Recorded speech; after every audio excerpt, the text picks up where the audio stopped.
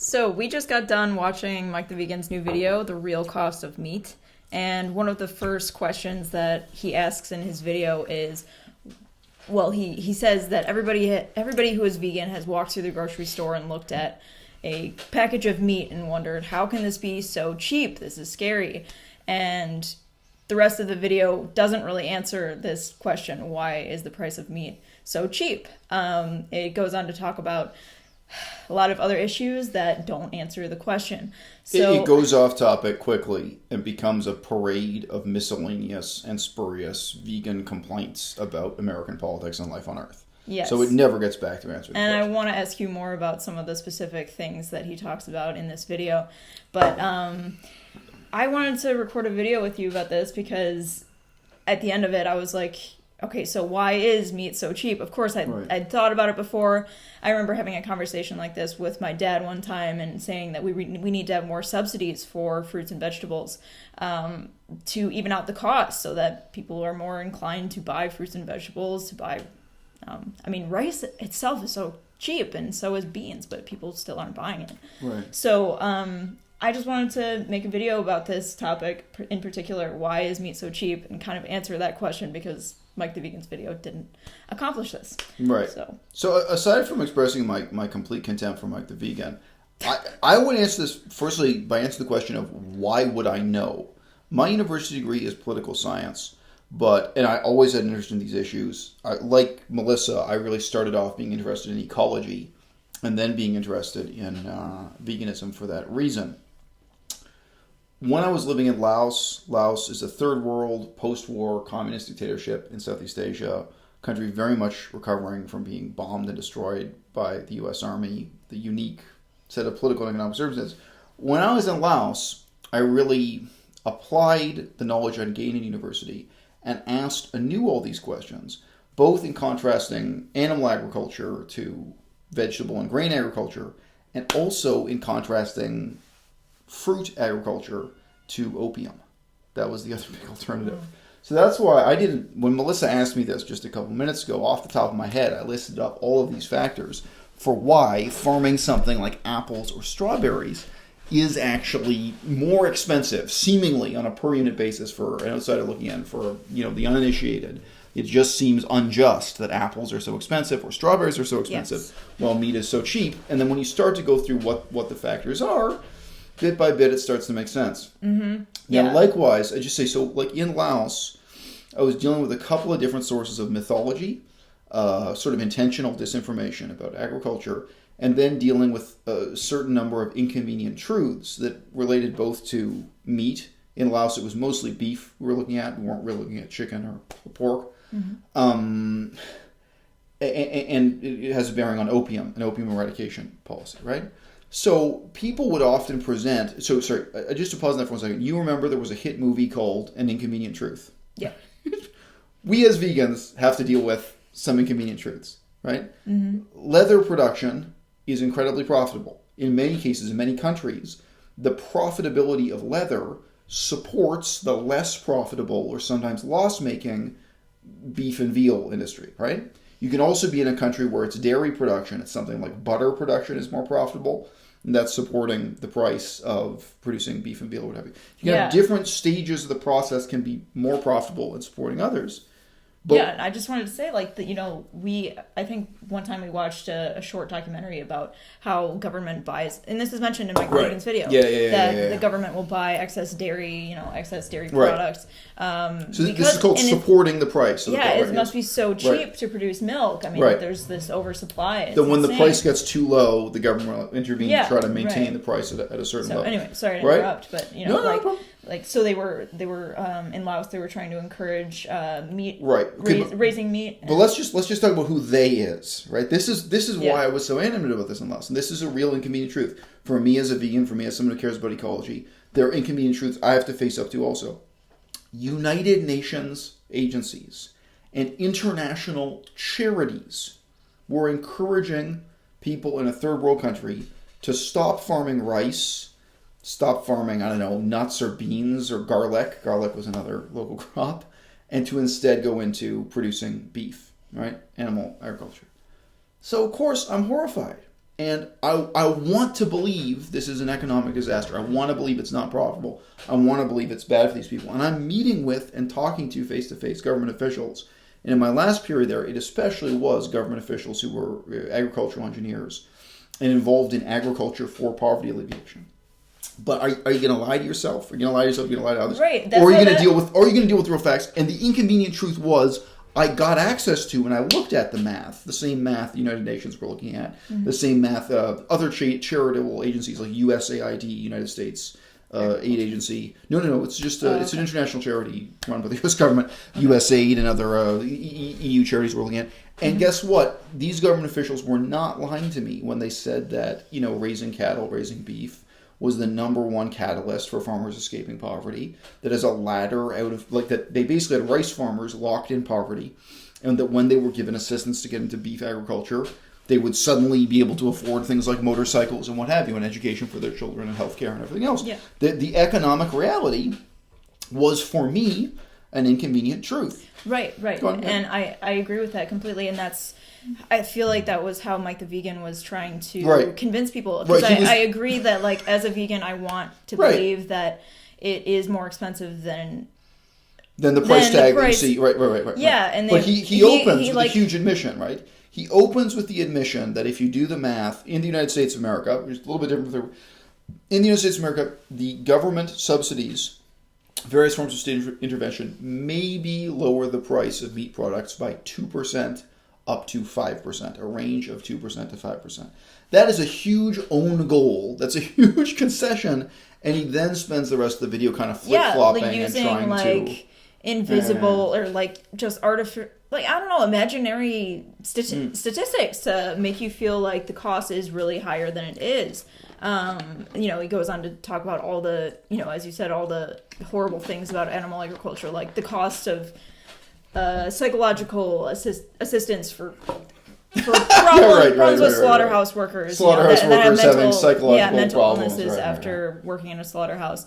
This isn't really the cost. This isn't talking about why meat is so cheap, and I think this is really important to face up to as vegans, that it is more expensive in some ways to be vegan than it is to not be vegan. And obviously it is cheaper to buy meat from the store than it is to buy vegetables and fruits. I only said this stuff about Laos and production of meat in Laos as really explaining why would my opinion be well informed about this.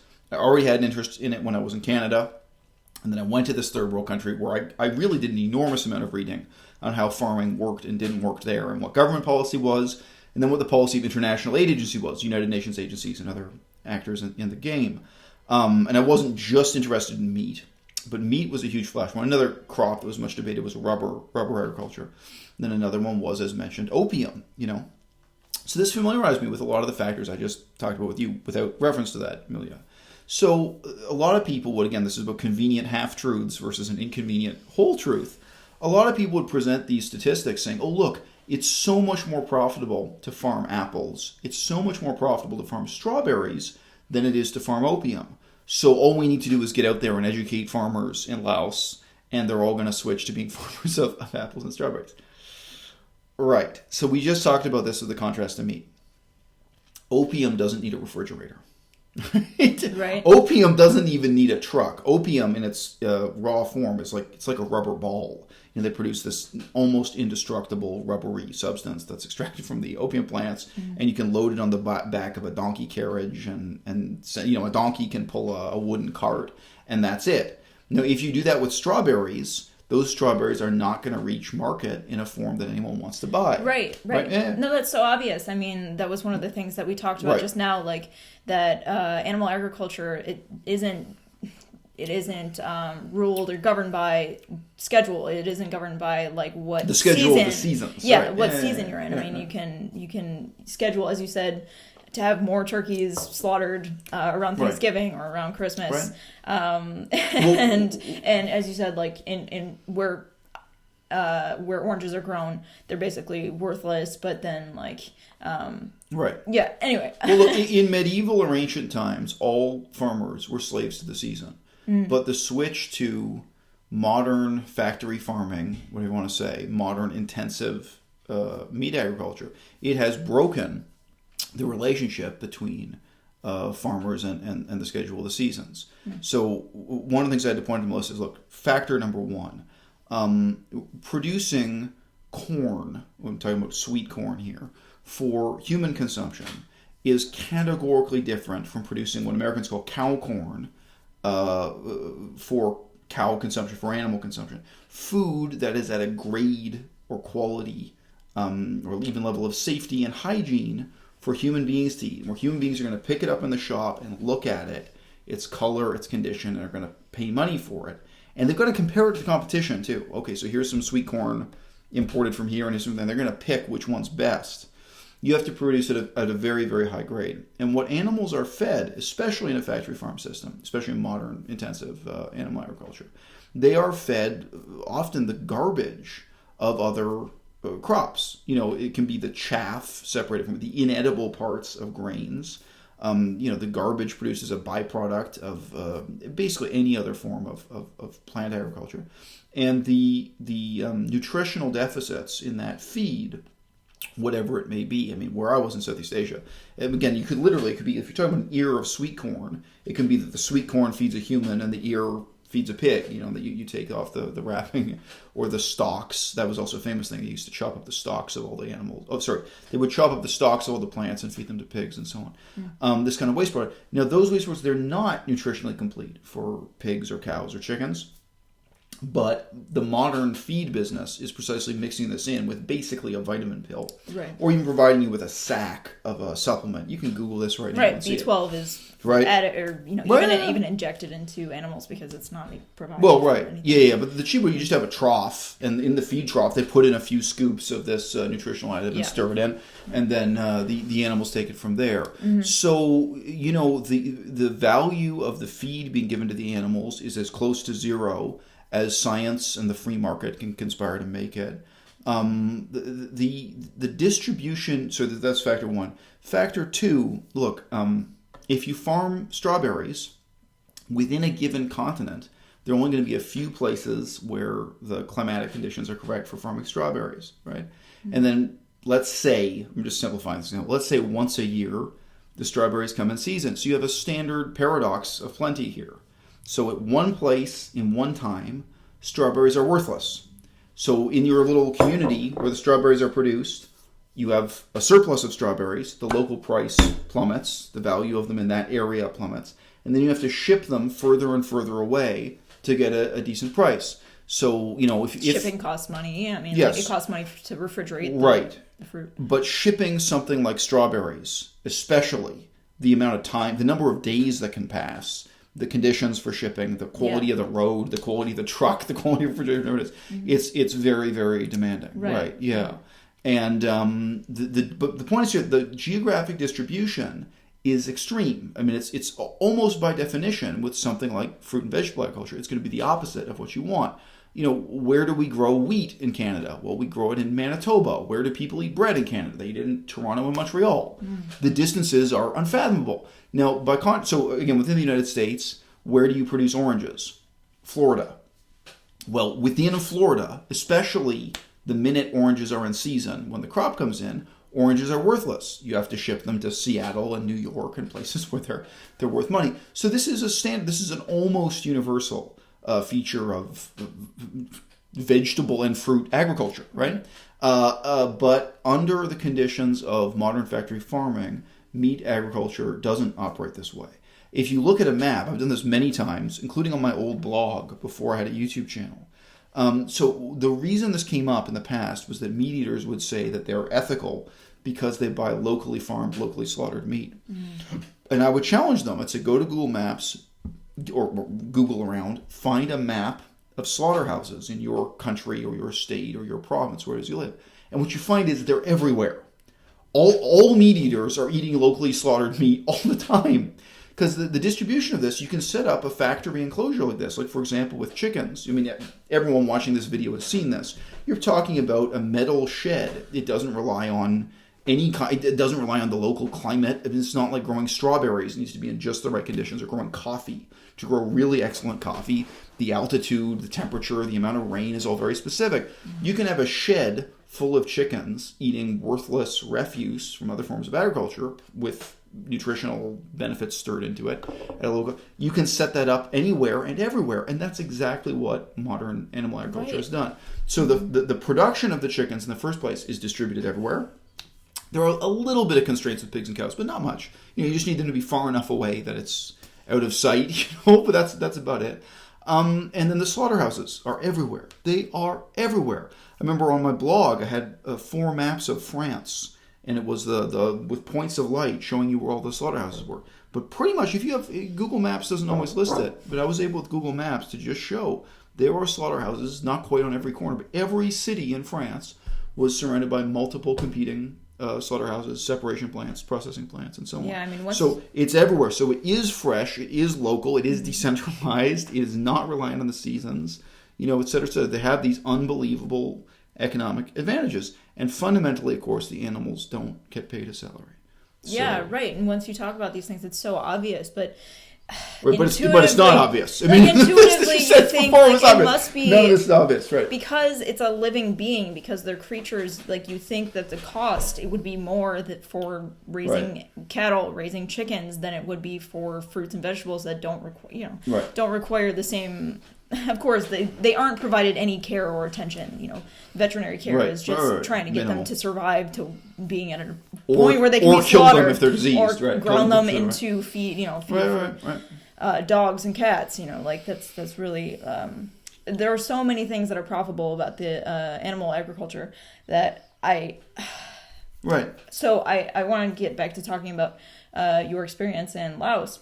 Because that was really interesting to me when you were talking to somebody and talking to government officials, and you were trying to say, please, trying to plead with them, plead with them that this is going to destroy your agriculture, or this is going to destroy the ecology.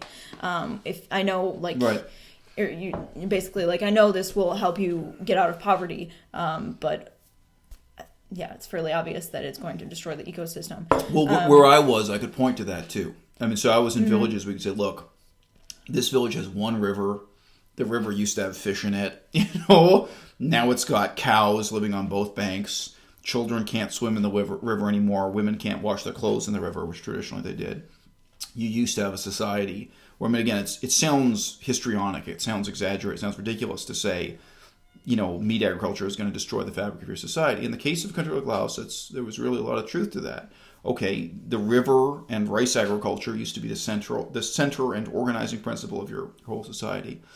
And in becoming instead a society of cattle ranchers, I mean, directly, you are destroying the river that everyone relies on, again, not just drinking water, but bathing and doing their laundry and so on, and killing and eating fish, which I'm against because I'm vegan. But this is the reality. These are all the things that they value. And you could see that there it wasn't hidden away in a factory. Right. Yeah. So those are two things I have two things that I want to say. So one is I understand the motivation behind Mike the Vegan's video when he's talking about the actual costs environmentally. There was one statistic that, you paused the video to say something and I was like, I'm confused by this. Because he was saying, however many billions of dollars that it's costing, that's the real cost of meat, because of the destruction of the environment. And I'm kind of like, okay, does this mean this amount of rainforest could produce this amount of wood, and that's what's more that's the cost of it? I don't know. You said that you had really looked into this, and also there was the comparison. So this actually comes back to a United Nations resolution that defined and a report. This publishes a report that defined the concept of ecological sustainability. Mm-hmm. And the definition they favored, that was debated over several meetings at the UN, was basically that you had to have enough innovation ongoing that the destruction of ecological services would be replaced by the innovation of new forms of service provision. So that actually that invented the terminology he's using here. And that started people doing calculations like, okay, so if you start farming beef, if you start raising cattle for beef, what is the dollar value of destroying the river, right? Yeah. And you can calculate it. I mean, it's a bit surreal. It's a bit ridiculous. Right, with that circumstance in Laos. Right. So you would actually, but you could actually estimate, well, if we now have to build a new sewage treatment plant or new water processing facilities and provide new ways of people doing their laundry, because people they literally can't wash their clothes in the river anymore. Yeah. Can we come up with an abstraction of that? Here's the problem. Why do you assume that these calculations will always favor our case as vegans? This is the uncomfortable truth, right? We have an ecological case for veganism. We have an ethical case for veganism. We have a health case for veganism. But guess what? Economics. It's true. Economics is not always on our side. It's not. And once you have the sewage treatment plant, that's one cost. I went toe to toe with continual cost of or the continual earnings of a. Look, it's the same. It's the same with damming a river. If somebody puts a dam in the river to generate electricity, and you say, "Oh, well, what if you do all the calculations for all the knock-on effects?" Guess what? The electricity may be worth more money. Maybe it produces so many $1 million in electricity. It's worth more than all this damages. I went toe to toe. Than destroying the beaver habitat. I went toe to toe with Margaret on this several times. Margaret is Mod Vegan, is another YouTuber, and she likes to pretend that in all cases the logic of market efficiency and economic productivity is going to favor the vegan case. And I gave her very simple counterexamples like lobsters. No, here's how you farm lobsters. You take a wooden cage that's worth 5 cents. You put bait in it. You throw it in the ocean. You wait. You pull it out, there's a lobster. You sell the lobster for $20 or something. It's a lot of money. It's a lot of money fast with very low labor, and the laborers don't need to have any education. It's horrible and exploitative and unethical and bad for ecology. I'm against it. I'm vegan.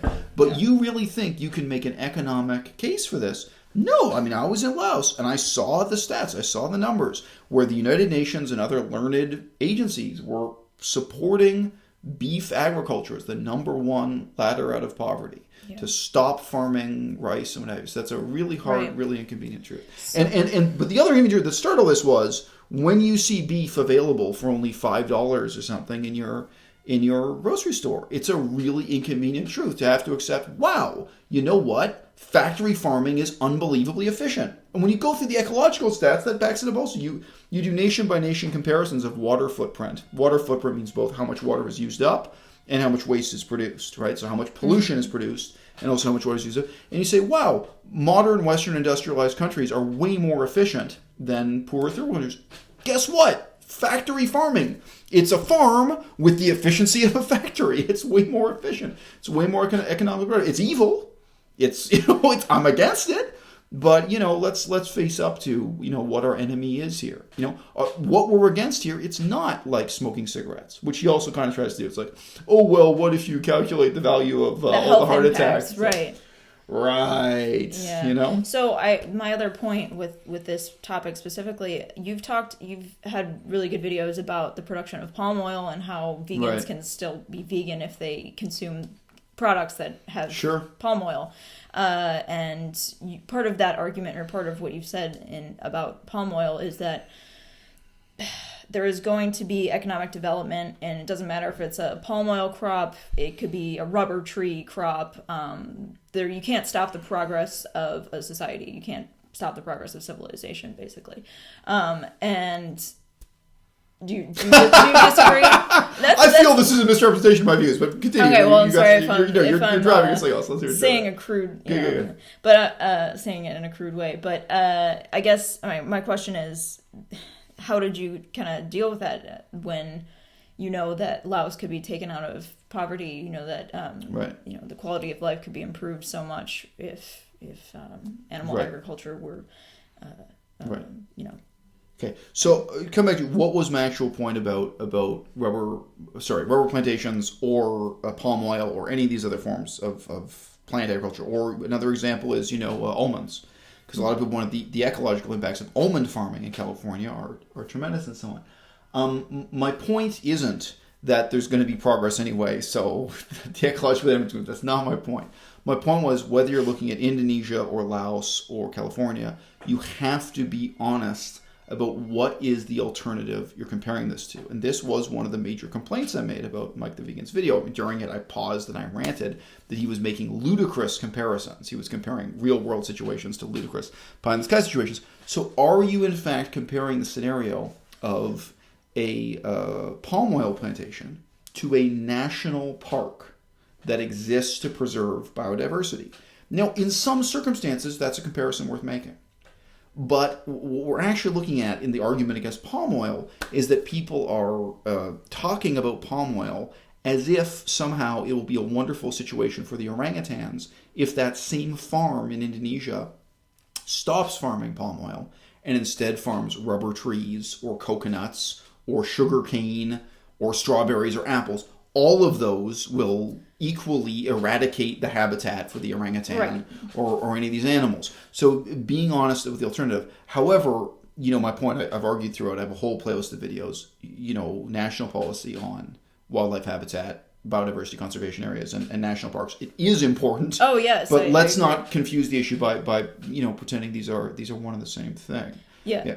So, anyway, do you want to direct me back to what well, okay, so, you said that in Laos they had traditionally been reliant on opium and rice. Yeah, right, so, the alternative that is being presented to them is farming beef, farming cattle. Right. So, in this same situation, like, what would the alternative be to beef? And would that be any better for the environment? And would that, right. and it wouldn't be as economically, Right, sorry. right. No, and the other thing here has to do with the time frame. So, I was with government officials who were doing the math on the proposal to farm tea, green tea. So the same type of tea they drink in China. And they said, well, this proposal only really becomes profitable after 300 years. They were doing the economic projections for 300 years in the future. Another crop that the government had favored in the past and given up on was actually teak wood. So this is a type of wood you make tables out of, teak. Sorry, you may not have heard of teak wood, whoever you're watching this video. But that was something like a 24-year horizon. Like for the particular farmer, before that farmer would start making money, was about a pause of 24 years. And when they did it, because it was a huge experiment, the government supporting teak wood farming, what they found was that it massively exacerbated economic inequality. A small number of people ended up getting rich, and most of the farmers involved got poor and so on. So, there are advantages and disadvantages to every mode and model of agriculture. So I could get into the mechanics of why that is with teak farming, but for this video, I think it's not, it's not worth getting into.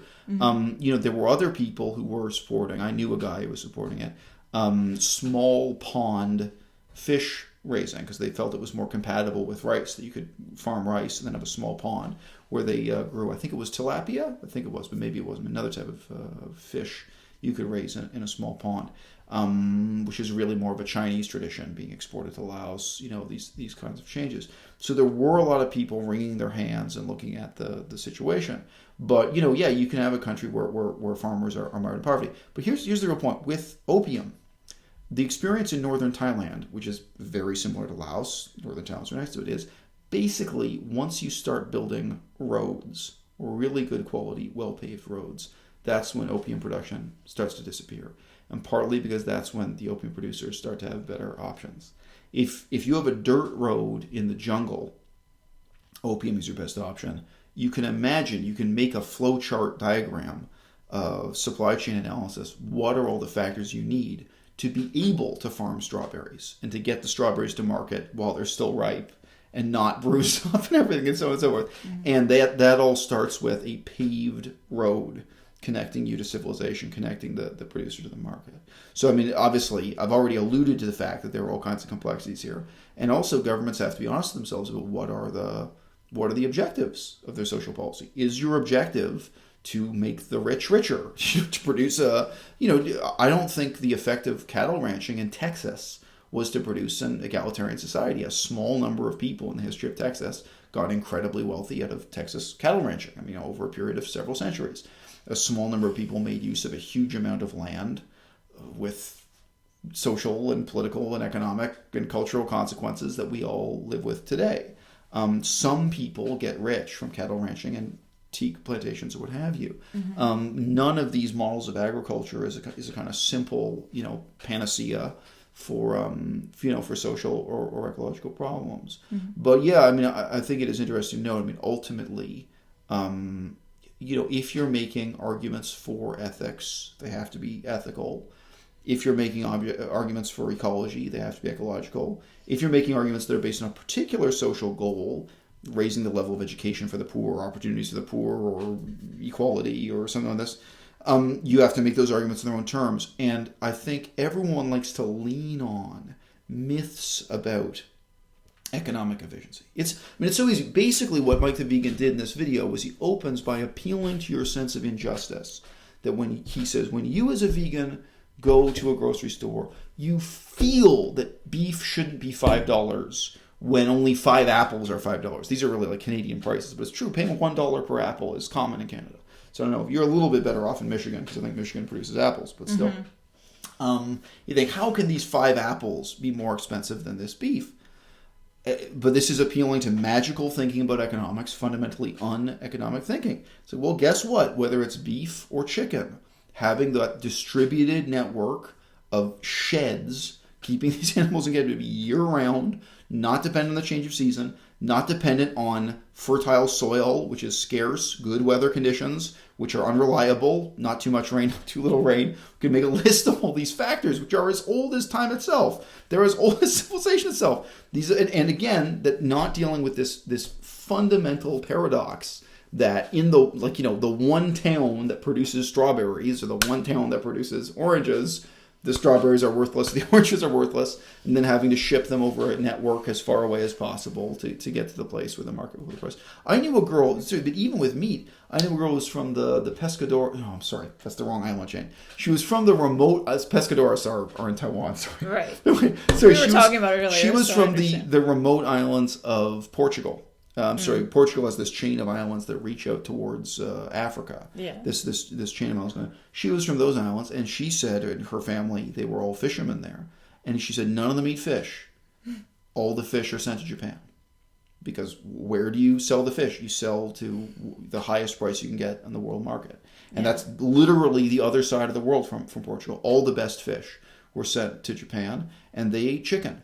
Why? Because on those remote islands, they had these horrible steel and concrete sheds and were raising chicken in captivity and feeding them, chicken feed.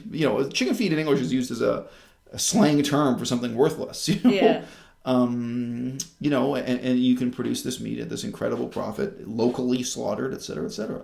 The efficiency of it is staggering. The profitability of it is horrifying. So how did you make the argument not to raise meat and to do something else instead? Well, look, parallel universe. This is why. There's another guy on YouTube called Ask Yourself. His real name is Isaac. Mm-hmm. He's a deeply flawed character. I'm a critic of him in many ways, but I really have sympathy for what he's doing because he tries to deal with the ethical arguments as ethical. He tries to take seriously. Look, if we're going to talk about veganism as an ethical argument, it has to be about ethics. It can't be about beauty. There are all these other extraneous factors that get drawn into it. As a vegan, that's how I feel too, but it's hard to convince non-vegans right. Meat is murder. They think it's ridiculous and silly. Right, but whether the argument is purely ethical or ecological or health-based, let's really be honest with ourselves about what it is. If slavery is more profitable, which it is. Does that mean you'll favor slavery or allow some degree of slavery? What does the profit motive justify or not justify in your life? Yeah. And for me, the profit motive could never justify drinking cow milk instead of soy milk or eating cow ice cream instead of soy ice cream. To me, that's madness, right? Yep. Now, again, you may live in a situation where you have to make a similar decision. You say, okay, this clothing was produced by slavery and this clothing wasn't. I think today slavery is marginalized to such an extent that you may not have the choice. But you do. Sometimes you do. Sometimes you have to make a choice. Okay, this product is made in Myanmar and this product is made in Australia. Is there an ethical reason why I'm going to refuse to buy something made in one place versus another? The conditions of labor or what have you. So, there are limits to economic reasoning. And, it's hard. There are inconvenient truths within veganism. There are inconvenient truths within ecology. I see a guy like Mike the Vegan. This is basically what he refuses to do. He refuses to be honest with himself about these things. Yeah. Well, we can end the video here if you want. Okay. But I had one other thing to talk about. Sure. Because you I think what's interesting to you about this question is different than what's interesting to me. So, I'd like to sure. Yeah, sure. So one of the statistics that Mike the Vegan talks about in his video is about the actual cost of the waste. And right. You said that you had known about this since you were in high school. You're like, oh, this stuff is just old news to me. Those fundamental economic concepts were both part of my becoming committed to ecology before I became vegan, and they're part of my rejection of communism and socialism and far left politics and economics generally. But go on. Okay. Now, I'm fundamentally competent in a way in economics that led me to other considerations in life. Yeah, sure. I mean, the way that his videos are created is to appeal to a mass audience. I mean, I think that video will probably get many thousands of views, and this one probably won't. But I still think I have a better beard. I agree, but whatever. I'm biased. I think you're better looking than him, more than I am. Anyway, go on. So, he mentions the way that the argument is discussed is that economic externalities, right? Yeah, when you bring your garbage to the curb to get picked up, there's these costs that are right. That are external to the company's right, profit, right. And so he was saying the real cost of meat, you have to factor in the cost of the waste, Even that phrasing is interesting, right? But you have to factor in the cost of waste. No, you don't. I mean, the tragedy we're all trying to deal with is that reality is the exact opposite. No, you don't. Yeah, like you mentioned that like your parents' business didn't have to deal with any ecological or consequences. No, right. There are many different businesses that don't have to. So it's just funny that we hold, he holds the meat industry to this different standard than other industry. And I think what he's being dishonest about is what is the comparison you're contrasting it to. Now, he sets you up with this magical line of reasoning that, okay, the meat industry should be accountable for the cost of reversing global warming. He thinks the meat industry should be accountable for the cost of replacing the rainforest, regrowing the rainforest, replanting the rivers, water pollution in the Gulf of Mexico. All three of these are in the video as specific claims. Yeah. Okay, so what are you actually contrasting the meat industry to as an alternative? Would it be reasonable or convincing or politically actionable to claim that the aircraft industry or a specific aircraft company like American Airlines, that they have to pay for the cost of the ecological damage done by people flying on airplanes, as opposed to everyone in the world going from A to B, getting global transport by train through train networks that don't even exist? Now, to do that calculation, you'd actually have to calculate all those. You can't just compare, something real to something ideal. You'd have to calculate the cost of building an unfathomable, amazing international railroad network that actually made it possible to get from New York to Paris by train or something, to get all around the world, which would have ecological consequences, of course, would have all kinds of damage and all kinds of costs. But aside from that, no, it's fundamentally a dishonest line of reasoning. No, the airline company, their job is to transport people safely and efficiently and at a good price between 2 points.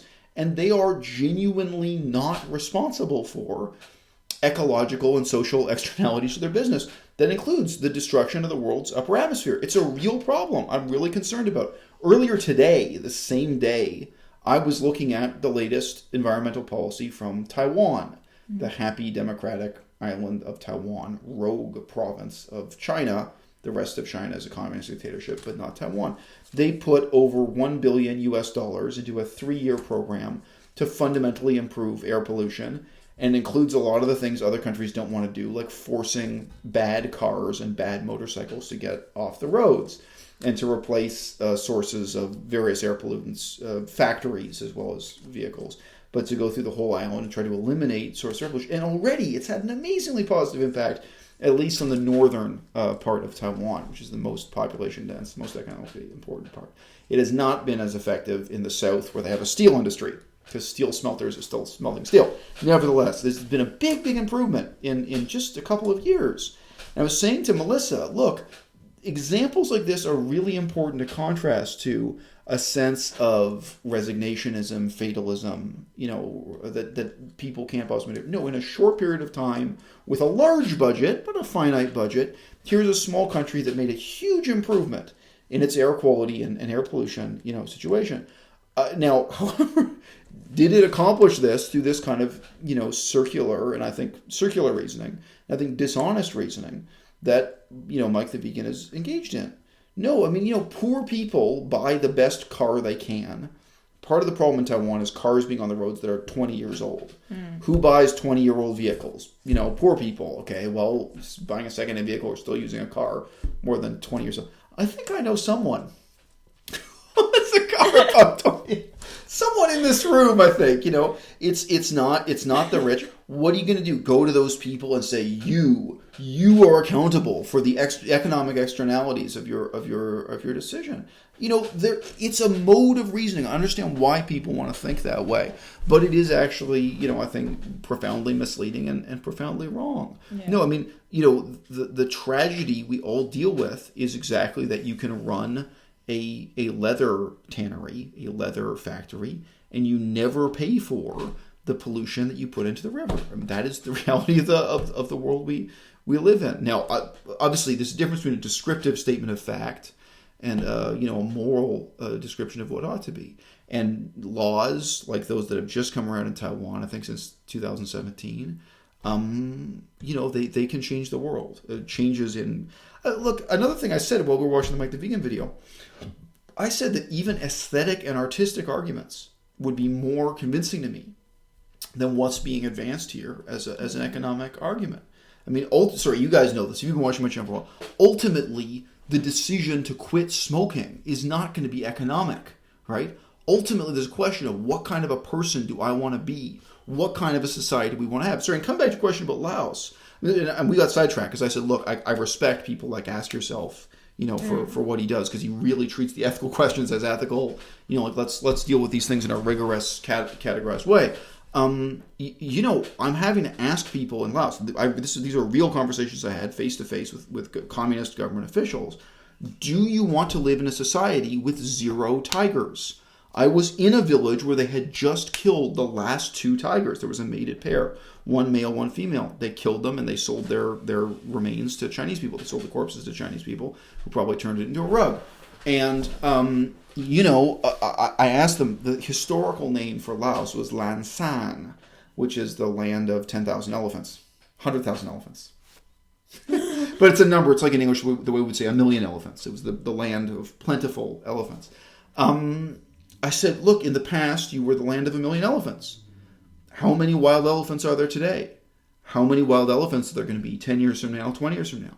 Your children or grandchildren, do you want them to be in a country with 0 elephants and 0 tigers and 1,000,000 motorcycles? I made a joke about that. I said, in the future, this is going to be the land of 1,000,000 motorcycles and 1,000,000 cellular phones and 0 elephants. And I really would I got a big laugh out of people with that. Laotian is one of the few languages I got to be funny, and I spoke the language well enough to really make some good jokes in Laotian. I don't know if I do that so much in Chinese these days. Anyway, maybe they just appreciated my humor more over there. I don't know. But I was really challenged. What kind of a person do you want to be? What kind of society do you want to have? Do you want to have a society that preserves rice agriculture? And again, Laos is traditionally a Theravada Buddhist country, a country that's morally opposed to eating large mammals, especially cows. Or do you want to become a country that's a second-rate imitation of American culture and American cattle farming that gets rid of these Buddhist virtues and this whole fabric of society built around rice farming and so on? What do you want to do? And just in asking those questions, you can be doing something important. Say, look, this is the transformation you guys are going to do. But the answers are not economic. And that's the tragedy of it all. The answer is not going to be, just look at the bottom line, which is what Mod Vegan wants to do and what Mike the Vegan, at least in this particular video, wants to do. No, if it's about money now, if it's about money on the table. Right.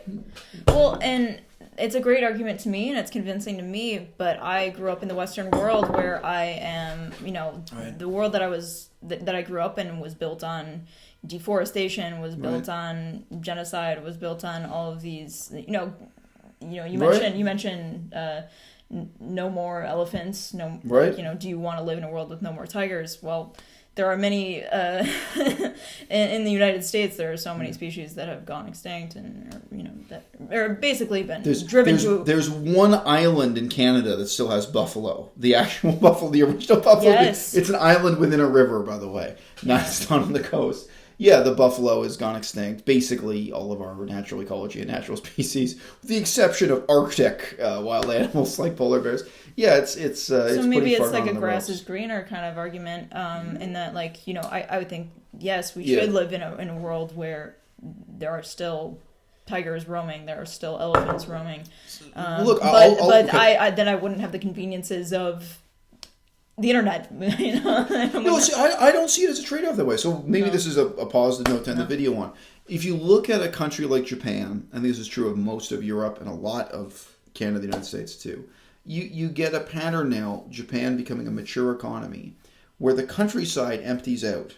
A larger and larger percentage of the population is concentrated in just the biggest cities, Tokyo, Osaka, whatever. You have a lot of empty space. Yeah. So it's paradoxical, but Japan is more overpopulated than ever. It also has more empty space than ever.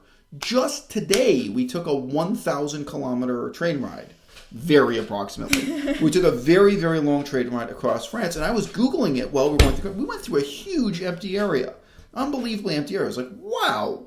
And I mean empty. This is in the middle of France. And, you're Googling it and getting the population statistics and checking. It wasn't just what I was seeing out the window. There are vast uninhabited areas of France, and they have ghost towns. The population is declining. Yeah. Canada. Just look up population density Canada map. Google that. Canada has huge empty areas, even on the West Coast, et cetera, et cetera. Yeah, it's happening in America too. Yeah. Right. Yeah. So actually, in the 21st century, we have the potential to have societies like Japan, where everyone has access to the internet and modern technology, and where people live together in cities. And we actually have, I think, more potential than ever to devote a significant percentage of our land to wildlife habitat, And as I said, that is the ultimate contrast. It's not using this kind of United Nations technical terminology like ecological services, No, it's committing to drawing lines on the map and saying, okay, this land doesn't exist for economic exploitation by anyone. Not for tourism, not for hunting, not for meat production, and also not for palm oil production or almond production or any vegan food production either. Is how much we're committing that exists where the wilderness exists for the sake of the wilderness, kind of full stop, period. And I think that the potential for that is greater than ever before.